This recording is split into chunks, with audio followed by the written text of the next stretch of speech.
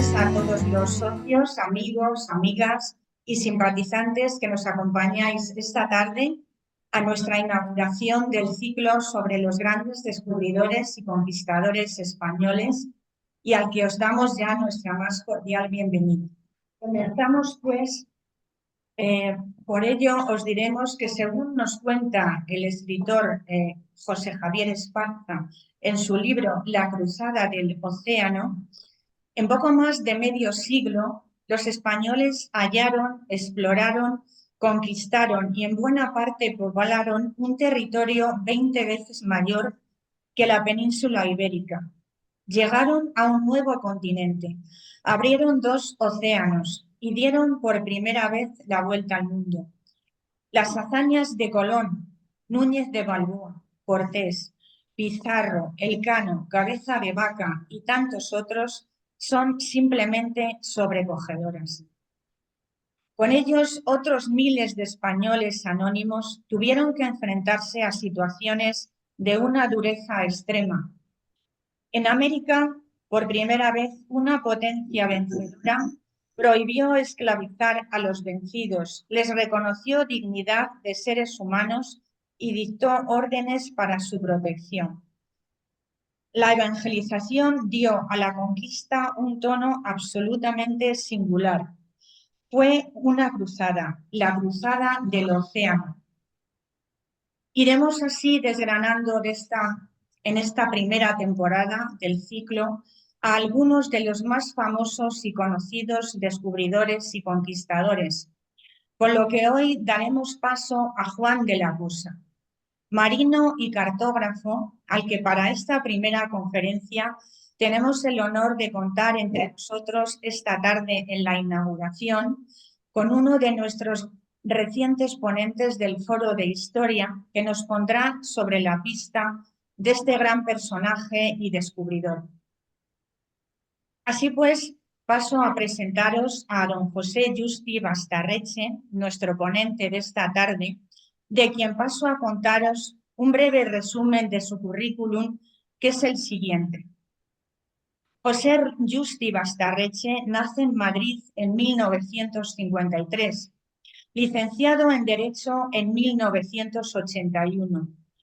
Posteriormente ingresó en la Administración de Justicia, ascendiendo a magistrado en 1992. Tuvo destinos en los juzgados de Plasencia, Cáceres, Albacete, Pontevedra y Madrid, donde se jubiló en 2020 cuando era juez de lo contencioso administrativo. Ha sido profesor de la Universidad Autónoma de Madrid, de la Escuela Gallega de Administración Pública y de la Escuela Naval Militar. Es alférez de navío de complemento de la Armada Española y preside la Asociación de Milicias Navales Universitarias. Así pues, con todos nosotros, José Justi Bastarreche, con el descubridor Juan de la Cosa, a quien ya cedo la palabra. Cuando quieras, José. Buenas tardes.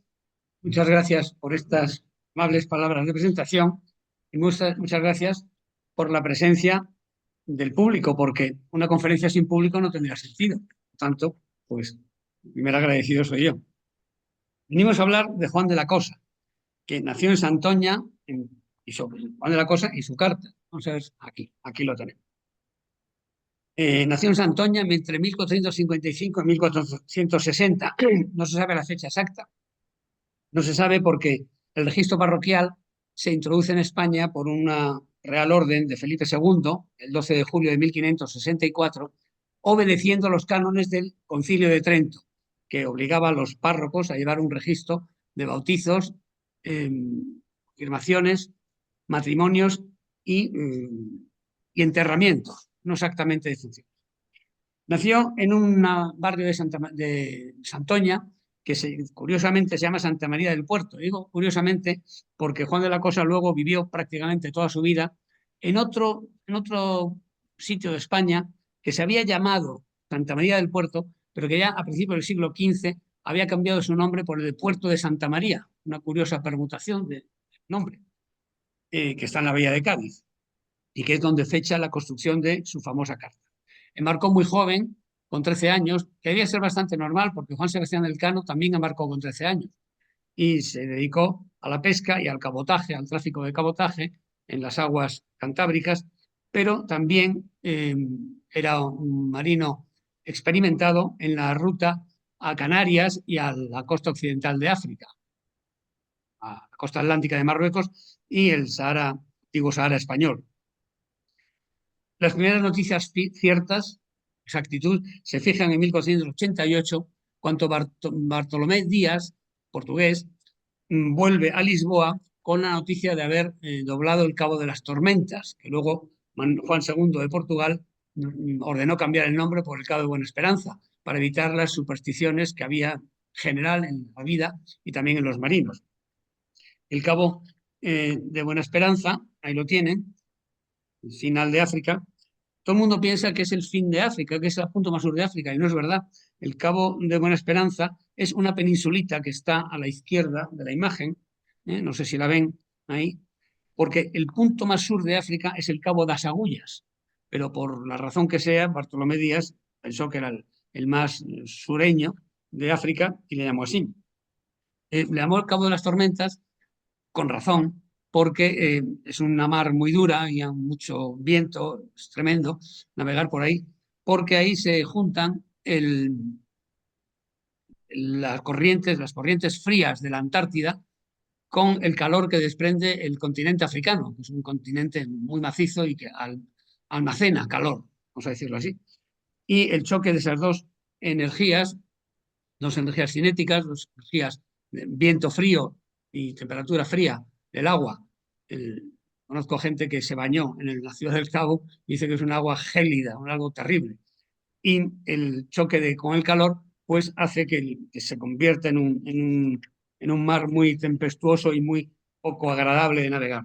Pero Manuel II de Portugal decidió, los reyes podían hacer esas cosas, que no sería Cabo de las Tormentas, sino Cabo de una Esperanza, entre otras cosas también porque era lo más probable, y se demostró que era cierto, que abría la ruta hacia la India, que era lo que quería el rey de Portugal para hacerse, aquí tenemos el Cabo de una Esperanza visto desde tierra, para hacerse con el comercio de las especias, que era muy importante y muy lucrativo en esa época, y que estaba bloqueado por la caída de Constantinopla en 1453, cuando Solimán el Magnífico se hace dueño de Constantinopla, pues el comercio de las especias, que venían un largo camino desde las Islas de las Especias en Asia, a través de Indochina, la India, lo que hoy es Afganistán, Pakistán y Siria, pues, y luego embarcaban, los genoveses sobre todo, lo embarcaban en lo que hoy es Tierra Santa, Israel,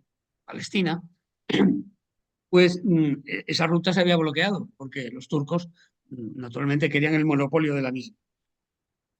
Juan de la Cosa, sí, va a Lisboa con una misión casi diplomática, pero más bien de espionaje, para saber qué sabían los portugueses de la costa de África y de los vientos, porque eso era muy importante también para los españoles, para saber cómo andaba la mar por ahí, qué vientos había, si era posible, si no era posible, si era difícil, y desempeñó este encargo un poco arriesgado, lo desempeñó bien, y aunque los portugueses parece ser que llegaron a sospechar que su misión no era tan diplomática, sino más bien de espionaje, pues no pasó nada y volvió con los datos convenientes para los marinos españoles. Ya en 1490 lo encontramos afincado en el puerto de Santa María y le debieron ir bien los negocios porque es dueño de un barco, cosa que no era nada barato, era algo, en fin, un hombre con muy buena vista para los negocios. Es dueño de una nao que se llamaba La Gallega, está construida en Pontevedra, ahí tenemos la ría de Pontevedra, y que es ese barco, Juan de la Cosa le cambió el nombre por el de Santa María y es en el que viajó Colón y descubrió el Nuevo Mundo, descubrió la isla de Guananí, hoy llamada Watling, en el archipiélago de las Bermudas, y este barco, La Gallega, luego Santa María, se calcula que tenía unos 20 o 22 metros de eslora en la quilla y un desplazamiento de 250 o 220 toneladas, más o menos. Para aquella época era un barco bastante bueno, suficiente para aventurarse en el Atlántico. Se construyó en Pontevedra porque hasta el siglo XVII el puerto de Pontevedra, el puerto fluvial de Pontevedra, era un puerto importante, era un puerto notable y además era muy seguro porque, como hemos visto aquí, Pontevedra está muy al fondo de su ría y es un puerto muy seguro porque el temporal que viene del Atlántico pues realmente casi no le afecta. Hace mucho viento, pero la mar, hay corriente en el río, pero no, la mar no es como en otros sitios. Sin embargo, en el siglo XVII, el río Lérez había aportado sedimentos y además los barcos cada vez eran más grandes, porque el descubrimiento de América obligó a que los barcos fuesen cada vez más grandes y también cada vez mejores, eso es cierto. El descubrimiento de América hizo que los ingenieros y los arquitectos navales, entonces se llamaban carpinteros de ribera, pues mejorasen sus técnicas. Y en el siglo XVII ya los barcos de ese porte ya entraban difícilmente en Pontevedra y es cuando nace Marín como puerto importante de la ría de Pontevedra. El año, por tanto, los conceptos memorables de 1492, cuando la cosa es alguien en el mundo náutico, en el mundo naval.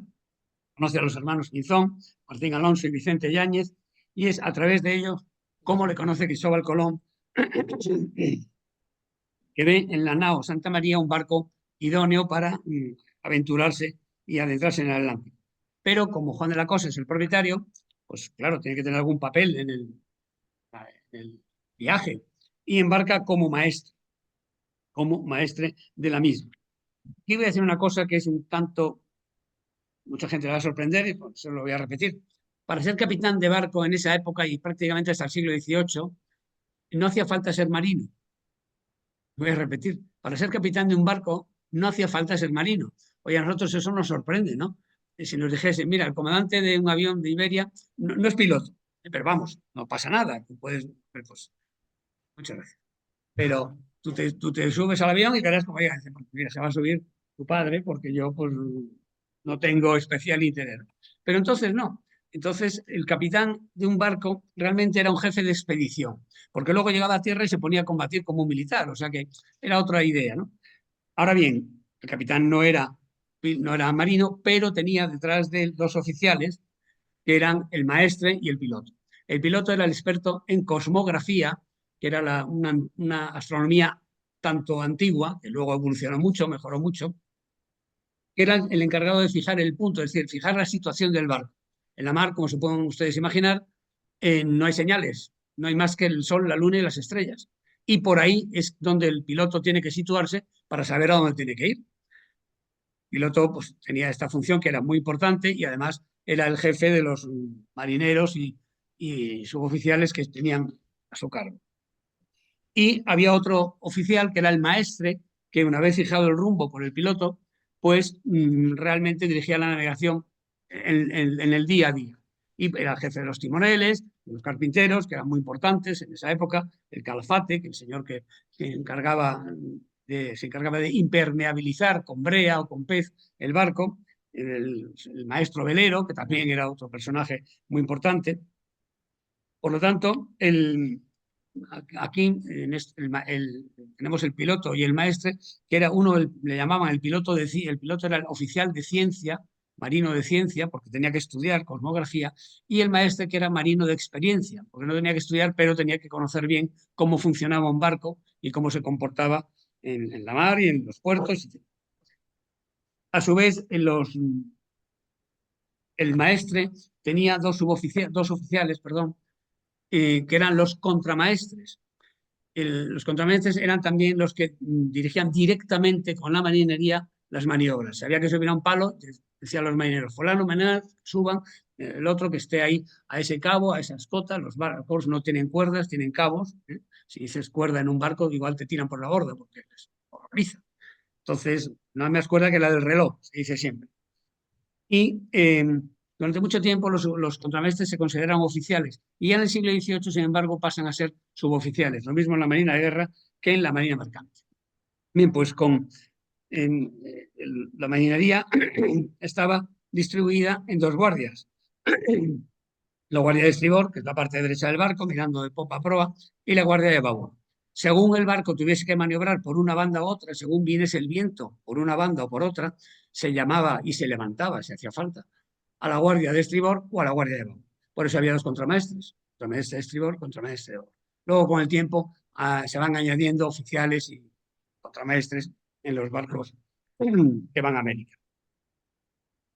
Con este bagaje, el barco llega el 12 de octubre a la isla de Guananí, la descubren, navega por las Antillas y en la noche del 24 de diciembre de 1492 la Santa María encalla en unos bajos al norte de la isla que se llama La Española, que hoy está dividida entre Haití y República Dominicana. Esa isla se llama La Española.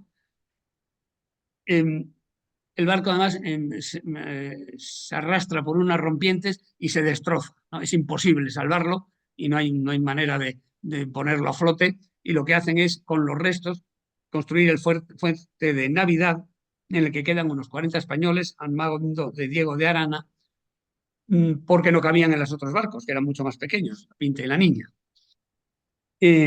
Cuando vuelve Colón en su segundo viaje, también con Juan de la Cosa, encontrará el fuerte destruido y ni rastro de los españoles que allí quedaron. Seguramente murieron en algún enfrentamiento con los naturales de la isla. El padre de las Casas, Fray Bartolomé de las Casas, andando el tiempo obispo de Chiapas, un personaje muy discutido, que yo no tengo ningún inconveniente en decir que no me resulta simpático, porque su libro Historia de la destrucción de las islas, plagado de exageraciones, pues es lo que ha dado pie importante a la leyenda negra. Tanto a mí, pues no me cae bien, lo cual, bueno, pues eso no quita para que haya que leerlo. El padre de las Casas dice que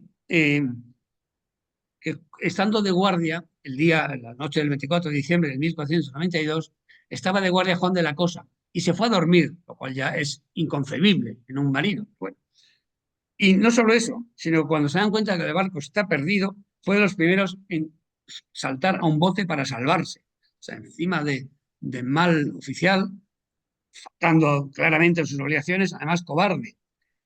Ahora bien, esta versión es poco creíble. Esta versión no se le puede dar crédito, no porque a mí me caiga mal el padre de las Casas, que me cae mal. También, no por esa razón, sino porque los hechos posteriores lo contradicen. En primer lugar, Juan de la Cosa, claro, ha perdido su barco. Es que era todo su patrimonio, seguramente. Tener un barco entonces era ser un hombre adinerado, acaudalado. Y entonces pide a los reyes católicos que le indemnicen. Y los reyes católicos le indemnizan. Es inconcebible que los reyes católicos, que habían ido creando una burocracia muy eficaz y con grandes conocimientos y con un servicio de información bastante bueno, indemnizasen a un tío que, además de desastroso como oficial, era un cobarde. Eso no tiene pies ni cabeza. No era ese el actuar de Isabel y Fernando. Y le indemnizan otorgándole el derecho de transportar 200 caíces de trigo desde Andalucía hasta Vizcaya. Un caíz era una medida de capacidad equivalente a 88 kilos. Es decir, podía transportar 17.600 kilos, 17 toneladas y media, de Andalucía a Vizcaya, lo cual era un gran negocio.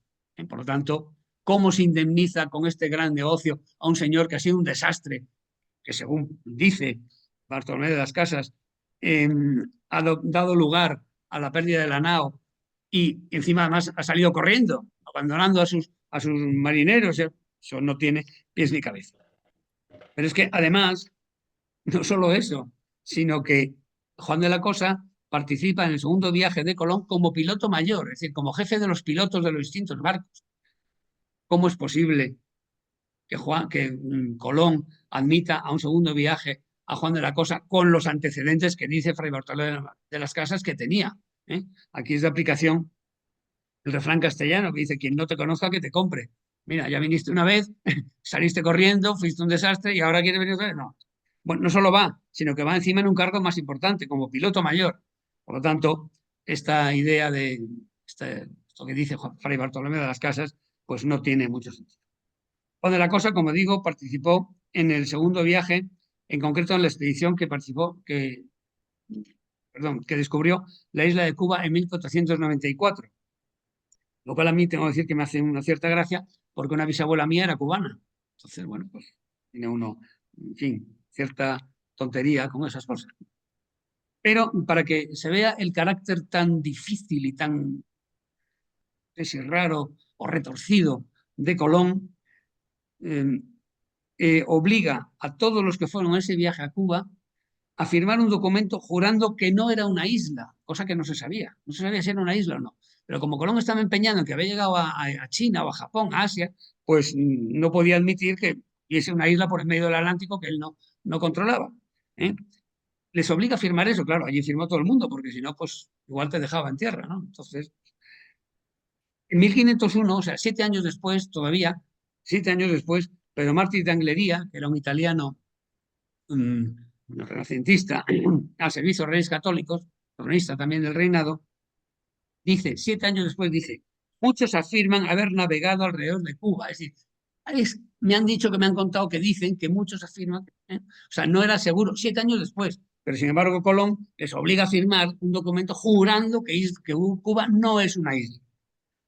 Estaba equivocado, como todo el mundo sabe, y bueno, pues Colón, ese carácter que se ve, en fin, a nadie se le ocurre semejante idea, ¿no? Obligarles a jurar a tus subordinados. ¿Qué van a hacer los subordinados? Pues jurar, claro, firmar lo que haya que firmar. Pues le jugó una mala pasada porque en 1500 el gobernador de Cuba, Bobadilla, lo tuvo que mandar a España, dicen los textos, cargado de cadenas, es decir, en calidad de prisionero. Es verdad que los reyes católicos le repusieron en parte en sus privilegios, pero no todos. Entre otros, le suprimieron el privilegio de la exclusividad en los viajes a América, que se había pactado en las capitulaciones de Santa Fe, es decir, el pacto, el contrato, vamos a llamarlo así, entre los reyes católicos y Colón. Colón exigía muchas cosas, los reyes católicos se la dieron y dicen, bueno, por decir que no quede, luego ya veremos, pero efectivamente una de las cosas que había pactado es que solamente Colón podría organizar expediciones a América. Y ese privilegio se suprime a raíz del conflicto que había creado Colón en Cuba en 1500. Vamos a ver, aquí está, aquí.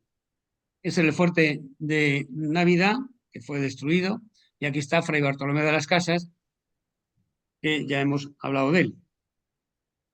Suprimido el privilegio de Colón de monopolio de los viajes a América, es decir, se liberaliza hasta cierto punto, claro, la navegación a América, y es cuando empiezan los llamados viajes andaluces, porque casi todos parten de Sevilla o de la bahía de Cádiz. Juan de la Cosa embarca en el primero de estos viajes con el capitán Alonso de Ojeda, haciéndolo como piloto mayor y cartógrafo. Otra vez los hechos desmienten esa personalidad catastrófica de Juan de la Cosa que dice reverendo padre Fray Bartolomé de las Casas. Salen de Cádiz en mayo de 1499 y en 25 días desde la isla de La Gomera llegan al Golfo de Paria, que es el norte de Venezuela y Colombia. Aquí tenemos a Alonso de Ojeda, capitán general de esta expedición, y el Golfo de Paria es esta zona que vemos ahí, está la isla de Trinidad y Tobago, la otra isla. Esto es en la zona norte de Venezuela y Colombia.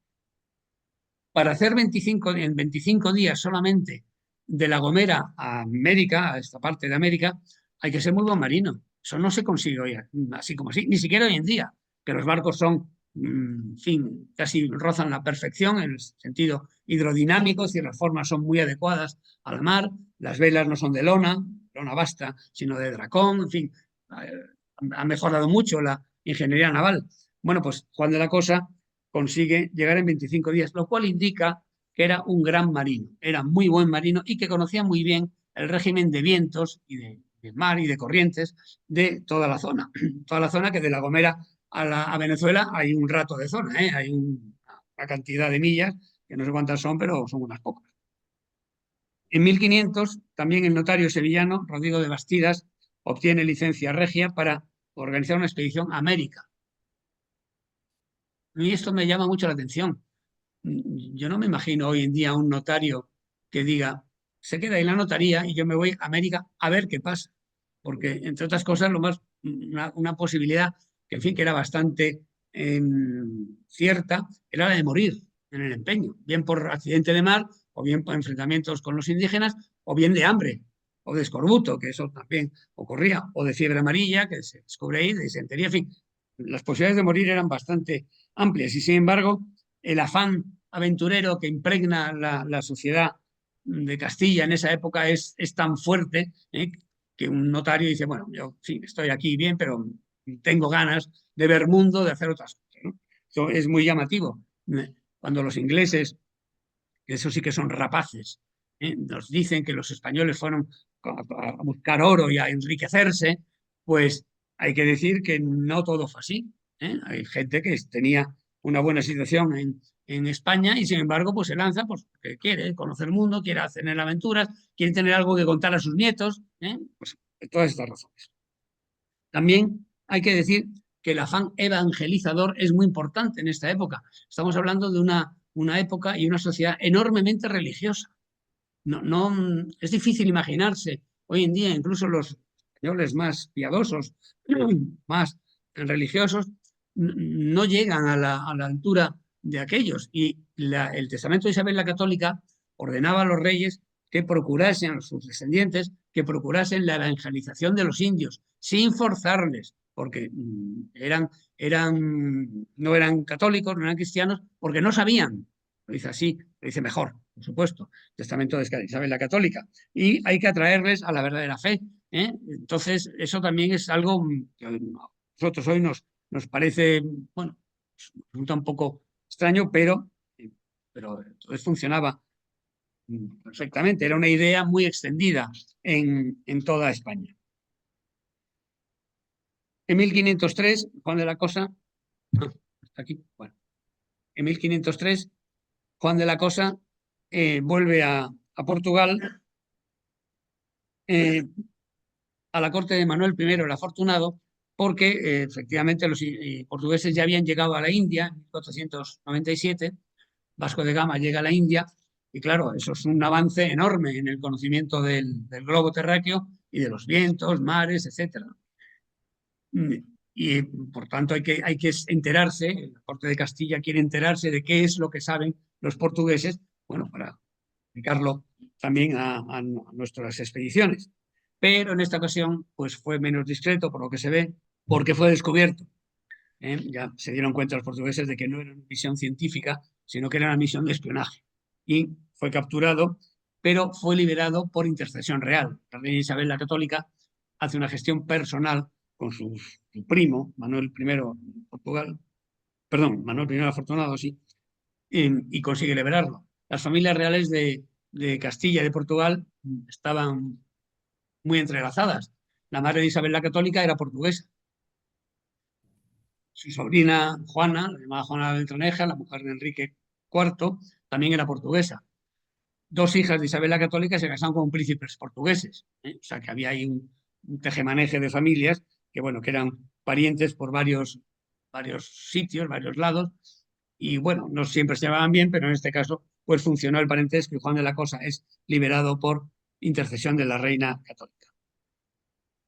En 1504 Juan de la Cosa viaja a Nueva América, pero esta vez ya lo hace como capitán general de una expedición. La expedición podía ser de 2 barcos. Cuando la expedición capitán general parece que da a entender que era una flota, bueno, 2, 3 o 4. Era el capitán de los capitanes, por tanto era el capitán general. Con 4 barcos recorrió las costas de Colombia, desde el Caribe, tenemos el Golfo de Paria otra vez, tenemos Venezuela, el lago de Maracaibo, y ya a la izquierda tenemos Colombia. No sé, dejarlo ahí.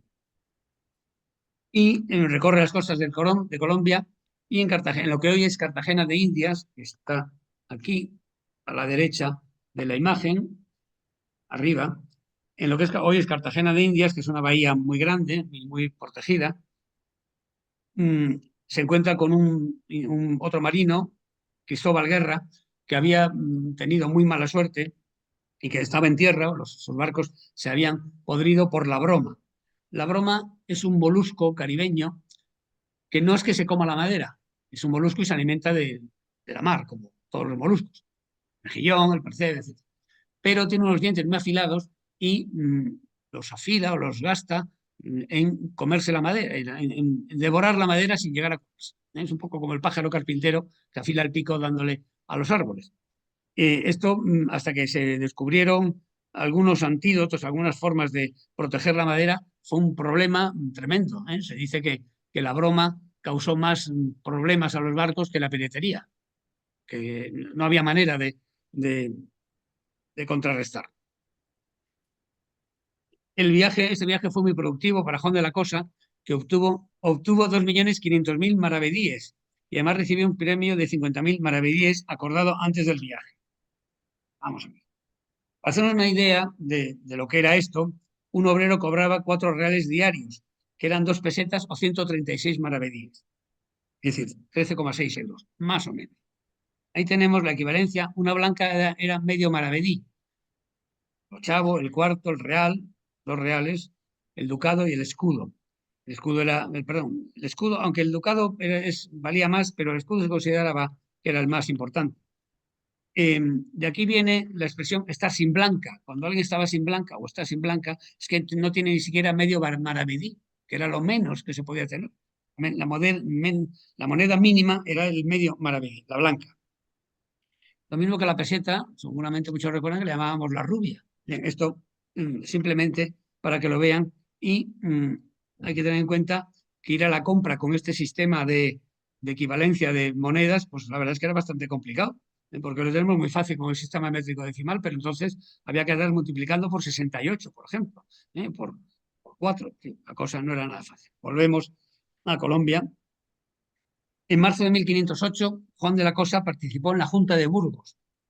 La Junta de Burgos la convoca Fernando el Católico porque en el ambiente náutico, en la corte, existía la idea de que no era posible que aquellas tierras tan enormes, tan de semejante extensión, que no se sabía dónde acababan, todavía, incluso había muchos científicos, muchos astrónomos, que pensaban que América no acababa, sino que no existía, o sea, que se unía a lo que hubiese en el polo, que tampoco y que daba la vuelta, lo mismo por el sur que por el norte.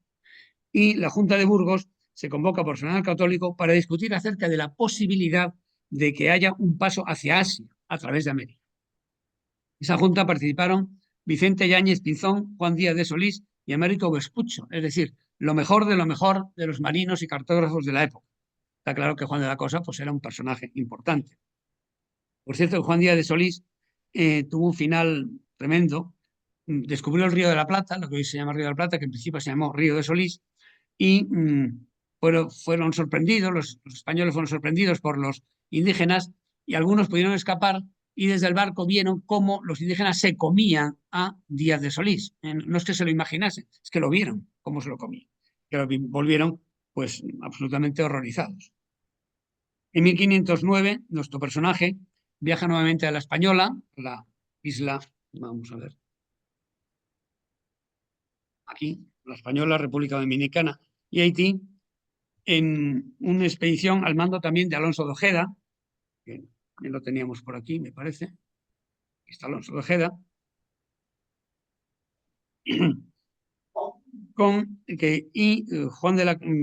Alonso de Ojeda es nombrado gobernador de Nueva Andalucía, que es la actual Venezuela, y Juan de la Cosa es nombrado teniente de gobernador.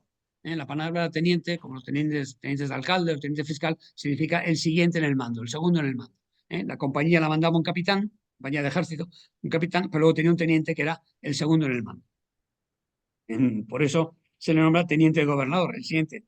Esto, la verdad es que el ser teniente de gobernador era un puestazo impresionante, algo muy lucrativo.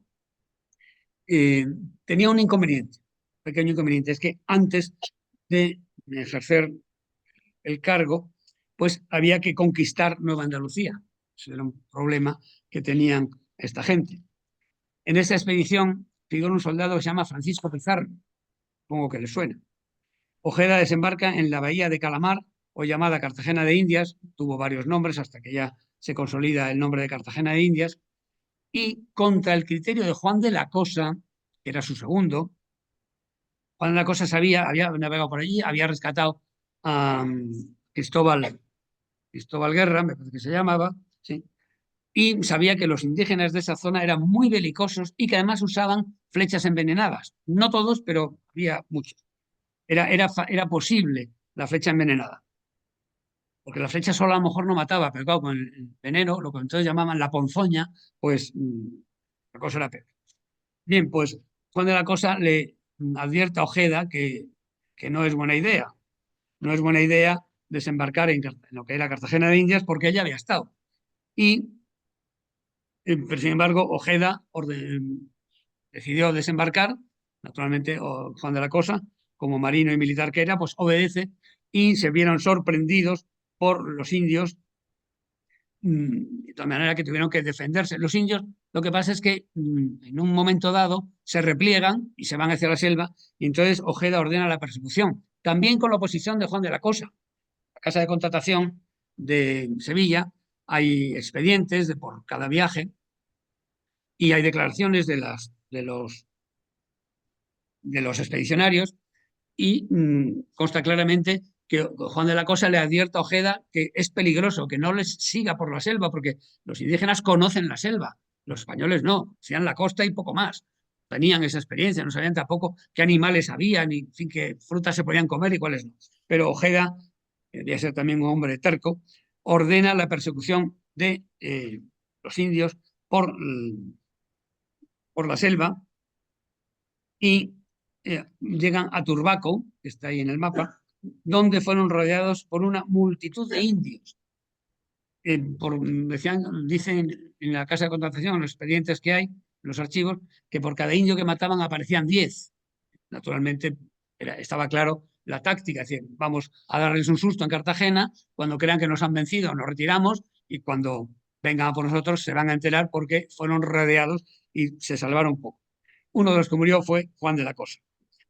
Ahora bien, Ojeda no se paró en barras y volvió para castigar a los indígenas, lo que hizo muy duramente, arrasando el poblado y matando a la mayoría. Esto hoy nos parece cruel, ¿no? Pero es que entonces el mundo era cruel. El mundo, la pena de muerte era algo tremendo. La mitad de los niños nacían al morir. Hoy sería una tragedia para una pareja, ¿no? Que un niño se fuera a los 2 meses, 3 meses. Conozco algunos casos, en fin, que es terrible. Pero entonces era normal. Pues no era tan extraño. ¿Eh? Eso sí, los que vivían luego, no se morían nunca. Vivían con cuatro bocados de pan y agua y poco más, y eran gente, pues eso, que descubría mundos, conquistaba América, daba la vuelta al mundo, en fin. Pero entonces la posibilidad de morir era algo evidente, era algo con lo que había que contar. Y naturalmente Ojeda no puede arriesgarse a dejar a sus espaldas a una tribu tan peligrosa. Entonces, pues los arrasa y prácticamente mata a todos. Algunos supervivientes afirmaron haber visto el cuerpo de Juan de la Cosa lleno de flechas, pero otros afirmaron que el cuerpo fue devorado por los indios. Ahí hay una duda, no es el caso de Díaz de Solís, que vieron cómo se lo comió. Juan de la Cosa muere el 28 de febrero de 1510. Y expuestos algunas de las hazañas de nuestro personaje, Juan de la Cosa, tenemos aquí ya la carta de Juan de la Cosa, conocida así, que está hecha, dice, en la propia carta hay un letrerito, unas letras que dice que Juan de la Cosa la hizo en el puerto de Santa María en 1500.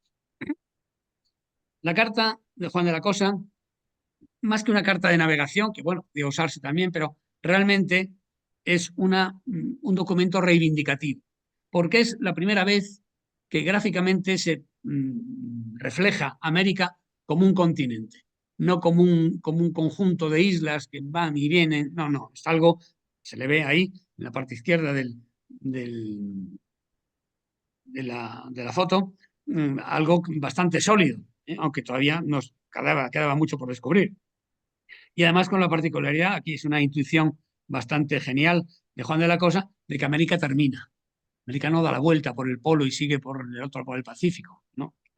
Él no lo sabía, pero intuye que eso tiene que ser así, que no es posible. Y acertó, además. La carta estuvo en la Casa de Contratación de Sevilla y allí en el despacho del obispo Fonseca, que era como el presidente de la Casa de Contratación, la vio en 1514 Pedro Mártir de Anglería, ya hemos hablado, pero esa es la última noticia que tenemos de la carta de Juan de la Cosa en 3 siglos. Durante 3 siglos se pierde el rastro de este documento, nadie sabe nada, qué pasa con él, pero en 1832 el ministro plenipotenciario de Holanda, barón de Valkenaer, la compró a un vendedor de libros usados y papeles viejos, sin saber lo que compraba. Me pareció bonita, vamos a ver esto, pues queda muy bien encima del sofá, ¿no? Pues, pero quiso la casualidad o destino que la viese Alexander von Humboldt, que era un gran humanista alemán que viajó mucho por América. De hecho, hay una corriente que va paralela a la costa de Chile en dirección norte, que se llama corriente de Humboldt, porque fue él el que no el que la descubrió, porque ya había Magallanes y Elcano ya habían comprobado que existía esa corriente, pero digamos el que la dio a conocer y la estudió más. En toda América, que todos los nombres son españoles, y sobre todo hay muchos nombres de santos o de vírgenes, porque los españoles tenían la costumbre de poner a los accidentes geográficos, a los cabos, golfos, ríos, etcétera, el nombre del santo del día. Entonces, pues hay muchos. Cabo de San Agustín, por ejemplo, etcétera. Y sin embargo, esta corriente se llama corriente de Humboldt. No. El nombre de un alemán, que bueno, en un continente que habla español prácticamente, bueno, ya hablo más, pero en fin, desde Río Grande hasta el Cabo de Hornos, quitando algunas excepciones, las Guayanas y Belice y alguna más, pues no deja de ser llamativo que esta corriente tenga el nombre de un alemán. Bien, pues Humboldt sí se da cuenta de la importancia de la carta de Juan de la Cosa. Comprende que eso no es una floritura, un adorno, que es algo importante, y la dio a conocer.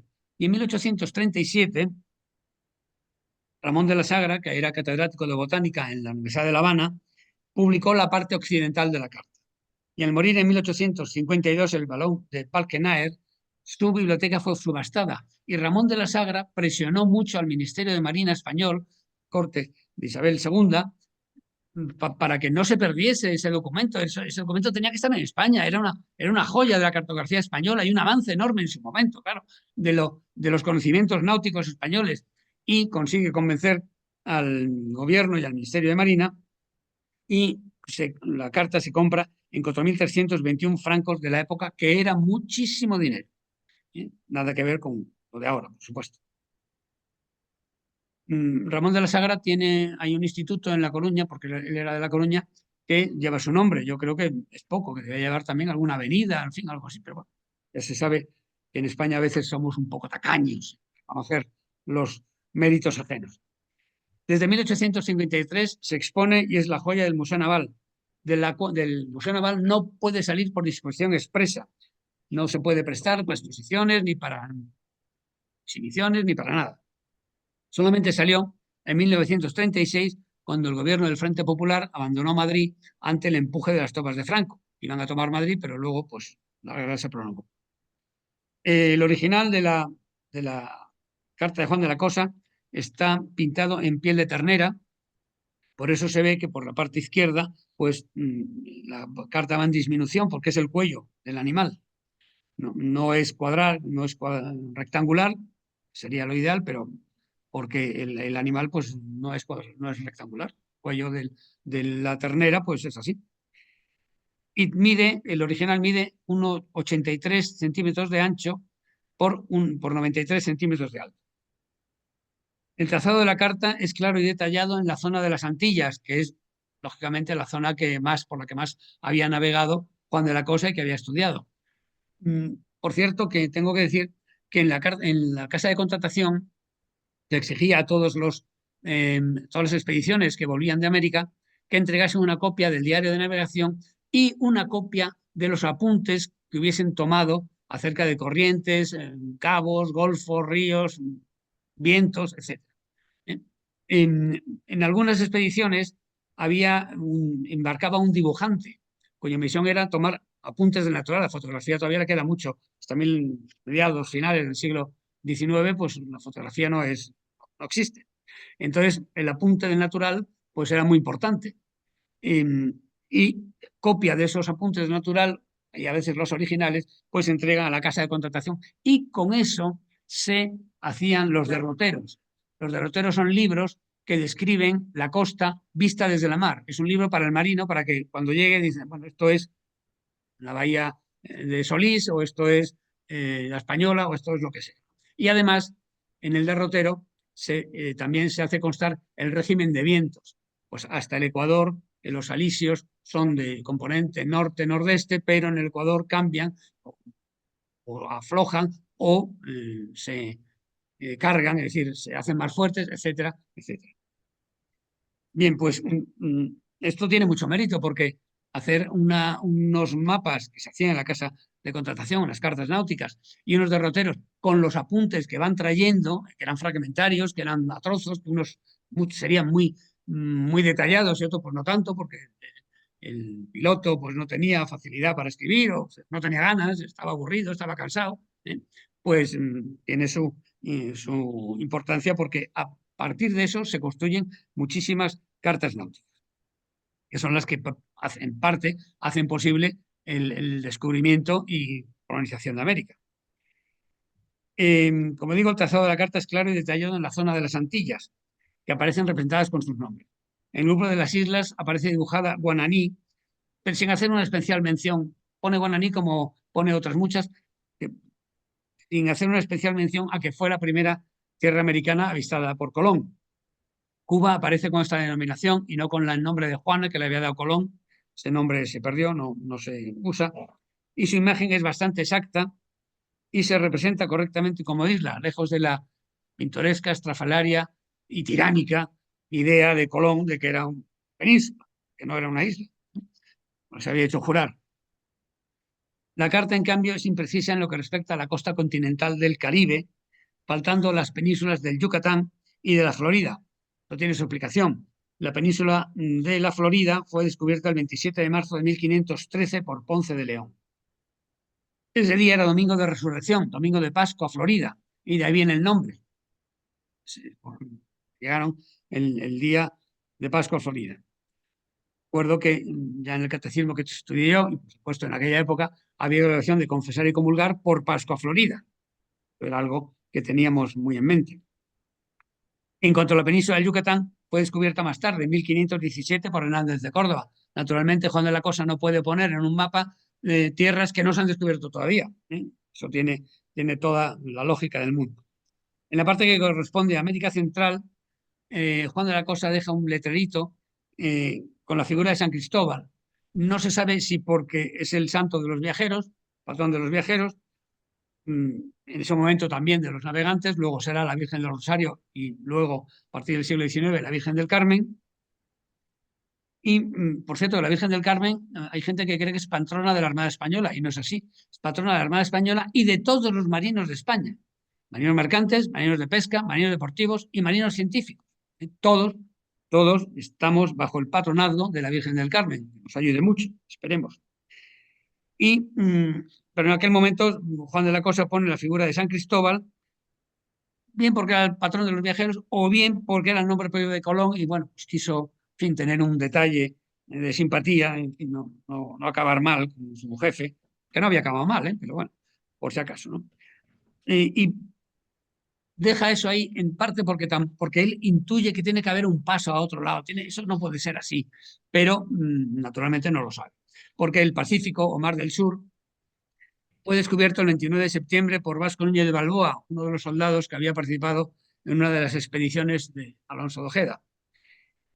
Y se llama, hasta el siglo XIX, hasta la independencia de los Estados americanos, los españoles llaman Mar del Sur, porque Núñez de Balboa vio el mar desde un punto que estaba más al norte de la bahía. Entonces pensó que aquello era el sur, sin más. Luego, evidentemente, el Pacífico no solo está al sur, al norte, al este y al oeste. No, al este está porque es el océano inmenso, el más grande del mundo. En la carta figura también representada la costa que Juan de la Cosa conoció mejor, que es la de Venezuela y Colombia. Había peleado por ahí y allí encontró la muerte. La costa está bien dibujada desde el Cabo de la Vela, en la actual Colombia. Vamos a ver. Toda la vela anda por ahí arriba, no está señalado. San Ramón de la Sagra. Vamos a volver aquí. En la actual Colombia, hasta el extremo más oriental del continente, es decir, hasta donde Brasil tuerce, vamos a llamarlo así. Donde hay un texto que dice, este cabo, el cabo de San Agustín, perdón, cabo de San Agustín hoy, antes en su momento se llamó Santa María de la Consolación, porque era el día de Santa María de la Consolación. Este cabo se descubrió, dice las letras, en el año 1499, números romanos, por Castilla, siendo descubridor Vincentians, que era el nombre que le da a Vicente Yáñez Pinzón. En la zona norte de América, perdón, en la zona norte de América del Sur, aparece la llamada Costa de las Perlas, descubierta por Colón en el tercer viaje y que el propio Juan de la Cosa recorrió con Ojeda. En ese momento es verdad que el oro es el metal, el oro y la plata es el metal precioso por antonomasia, pero allí los españoles se dieron cuenta de que había muchos yacimientos, o no sé muy bien cómo llamarle, de perlas de una extraordinaria calidad, nada comparado con lo que se conocía en Europa. Y con eso también, pues muchos se enriquecieron, porque los indios no le daban ninguna importancia. Como era habitual tener perlas por cualquier sitio, pues no. Lo que abunda, pues la gente no le supone, no le da gran valor. América del Norte se representa como una tierra continua que se prolonga hasta el Ártico. Claro, no se sabía. Decía, bueno, pues por si acaso yo le doy carrete y que tiren para allá. Y en la costa América del Norte, en la carta, luego se pueden acercar para verla, a ver si se puede ver bien, que no es fácil. Hay cinco banderas inglesas, porque hacen referencia a los viajes que hicieron los ingleses al mando de un italiano, Giovanni Caboto, al servicio de Enrique VIII de Inglaterra, que en 1497 descubrió estas costas. Esto conviene, hacer aquí una pequeña parada. Los ingleses no tenían barcos ni tenían marinos. Eso vendrá después. Vendrá luego el pirata Drake, vendrá la derrota de la Gran Armada, que ellos llamaron Invencible, pero los españoles no debíamos llamarla así, debíamos llamarla la Gran Armada. Luego Drake quiso vengarse y fue derrotado en Santander, en La Coruña, en Lisboa y en Tenerife, y murió en el Caribe acosado por los españoles. O sea que lo que tienen los ingleses es mucha propaganda y mucho marketing, cosa que los españoles nos hacemos muy mal y seguimos haciendo, pero bueno. O sea que, entonces Enrique VIII de Inglaterra, que ha oído hablar de un nuevo mundo y tal, y dice, bueno, yo también quiero parte del pastel, pues tiene que buscar a un italiano. ¿Dónde estaban los marinos ingleses? Que no existían. Existían marinos del canal, para ir a Irlanda, para ir a Flandes, pero poco más. No, eso no existía. Durante mucho tiempo, el mundo náutico estuvo repartido entre España y Portugal. Hay una bula del Alejandro VI, el Papa Borgia, en que divide el océano, el mundo realmente, entre España y Portugal, con un meridiano que iba de polo a polo y volvía por el otro lado, señalando la zona de influencia de España y de Portugal. Luego esa línea se modificó en el Tratado de Tordesillas y por algún tratado posterior. Y esto irritaba mucho a Francisco I de Francia, prisionero de Pavía, que estuvo preso en Madrid, en la Torre de los Lujanes. La Torre de los Lujanes, que está en la Plaza de la Villa, se considera que es el edificio más antiguo de Madrid hoy en día. Bueno, pues Francisco I de Francia estaba muy molesto con esta idea del Tratado de Tordesillas, del reparto del mundo entre España y Portugal, y decía que él no sabía que en el testamento de Adán hubiese una cláusula repartiendo el mundo entre España y Portugal. Bueno, pues el hombre, pues en cierto modo tenía razón. Lo que pasa es que no tenía barcos ni tenía marinos, entonces pues no podía decir lo que quisiese, pero no podía hacer efectivo ese deseo.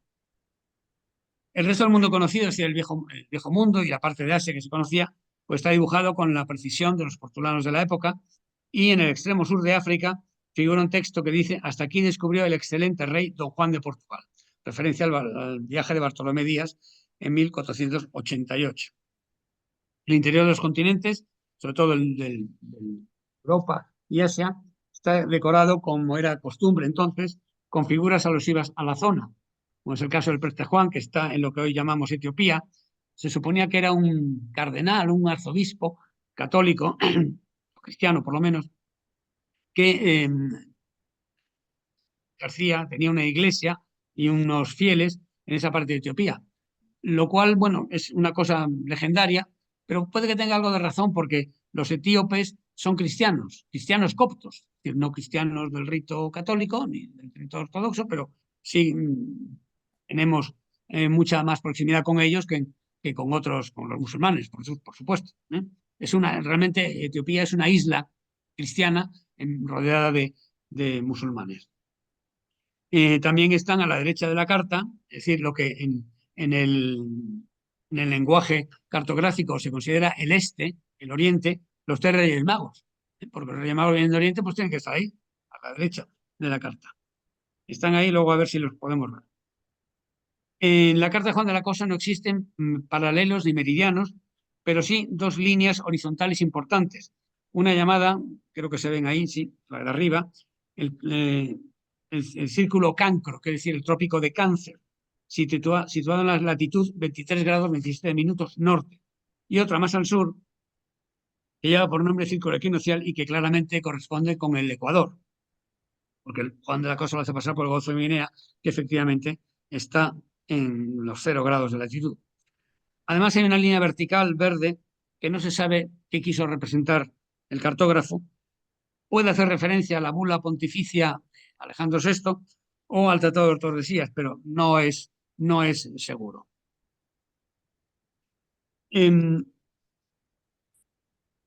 Juan de la Cosa es bastante exacto en lo que se refiere a la longitud geográfica este y oeste de las tierras que dibuja, pero no así con las latitudes norte y sur, lo cual no deja de ser curioso porque la latitud norte y sur ya se medía con bastante precisión, no con la de ahora, claro, pero con bastante precisión, con un aparato que se llamaba el astrolabio, que era bastante complicado de manejar, pero se podía tomar la altura del Sol y por ahí sacar la latitud norte o sur.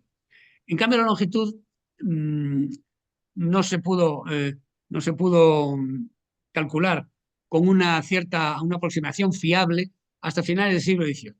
Porque el problema de la longitud es que se necesita un reloj que pueda navegar. El reloj de péndulo no sirve para eso. Y el reloj, la clepsidra, que era como se medían las guardias, pues tampoco, porque mide medias horas, o una hora como mucho. Y hasta 1770, un carpintero inglés consiguió un reloj que lo probaron los ingleses yendo a las Antillas y volviendo, y efectivamente, él había atrasado 2 minutos, me parece. Con lo cual, a partir de ese momento, se puede calcular la longitud con una cierta precisión. Por eso es curioso que la carta de Juan de la Cosa, en materia de la longitud, es bastante exacta. En cambio, en materia de altitud, que se sabía ya, era algo, digamos, casi rutinario, no con la precisión de ahora, por supuesto. Sin embargo, pues funde. Por ejemplo, Puerto Rico aparece dibujado sobre el trópico de Cáncer, cuando en realidad está 5 grados más al sur. Es decir, 300 millas, unos 550 kilómetros, que son algo serio. La Española, es decir, la isla que alberga la República Dominicana y Haití, aparece en la misma latitud que las Islas Canarias, cuando en realidad está 8 grados más al sur, es decir, 900 kilómetros más al sur.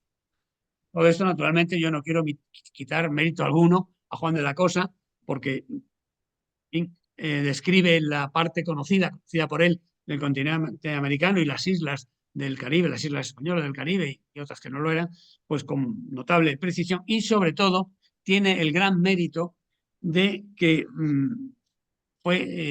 es la primera representación gráfica del Nuevo Mundo como tal, como un continente. Todavía no se sabía lo que había al otro lado, pero como un continente que no tiene nada que ver con las islas que se habían ido descubriendo por el Caribe, etc. Por lo tanto, pues este documento es una joya del Museo Naval, pero es una joya de toda España.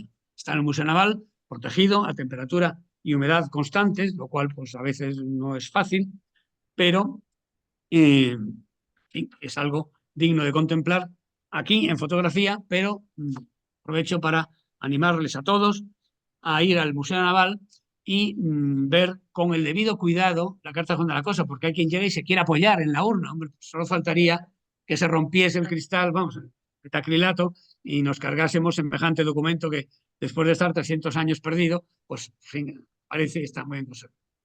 Y ahora, señoras y señores, yo me pongo a disposición de todos para lo que quieran preguntar. Muchas gracias.